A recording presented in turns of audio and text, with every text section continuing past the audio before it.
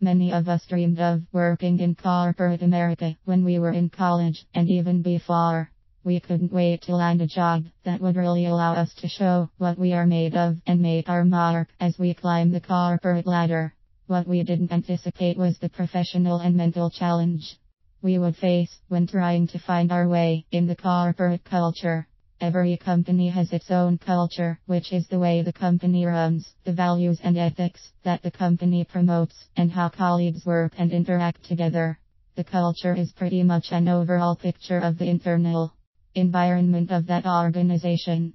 It could be a very professional, but laid-back culture, where everyone respects each other and works together as a team.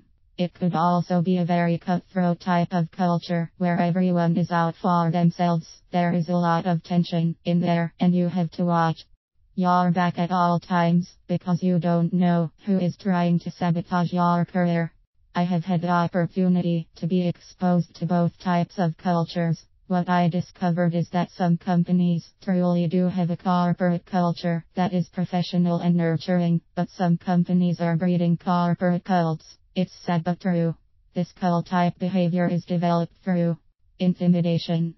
You have a boss or supervisor who is a bully and uses intimidation to cause his or her staff to behave a certain way because they feel like they have to in order to keep their jobs. With the economy the way it is, many people are doing whatever they can to hold on to their jobs, whether they like the job or not. Cult leaders are very charismatic and persuasive. They prey on the weak and will make examples of some to prove a point. Many highly sales-driven environments foster this kind of behavior because of the pressure or stress. Fear is what garners participation in the cult-like workplace. For example, you have a sales team whose department is driven by numbers. Everyone is under pressure at all times. You have the supervisor who is trying to make a name for him or herself at all costs because they want to be recognized and will do whatever it takes to get that recognition. Right or wrong, that supervisor is also being pressured by his or her boss because they are even more competitive than they are, on top of being very controlling and manipulative. The team knows the management team is trying to make a name for themselves and their division, so they are under intense pressure to perform, or else, so that they don't risk rocking the boat and getting their boss mad at them and become a target. They do whatever they feel like they need to do to please them, right or wrong.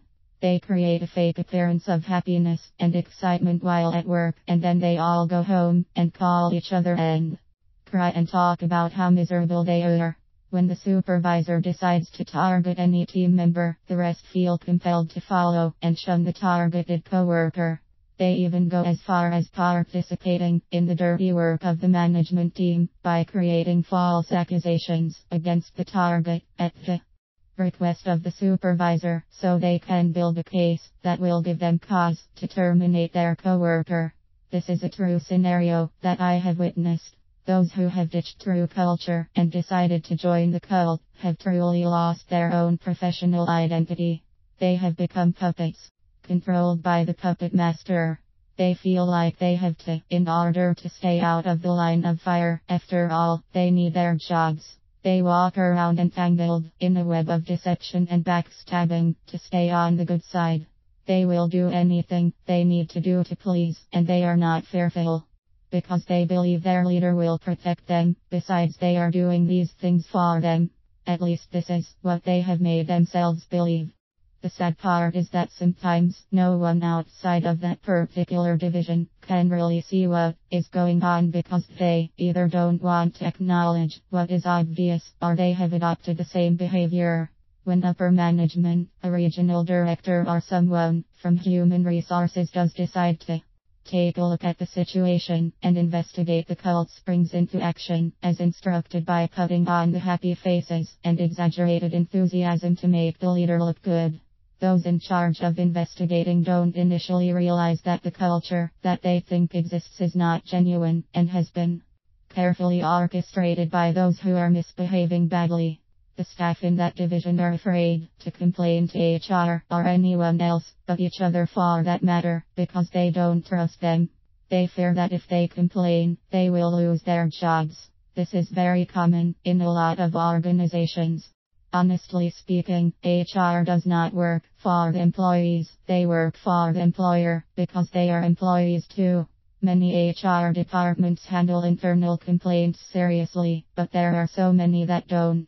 HR's job is to make the company look good, and they don't often admit that the company is wrong about too many things, especially if it could lead to a lawsuit.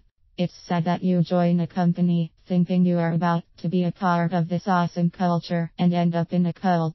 Bullying, harassment, and intimidation are a part of some people's lives every day at work, and they don't know how to defend or protect themselves. This is not okay, and no one should have to work in these types of environments.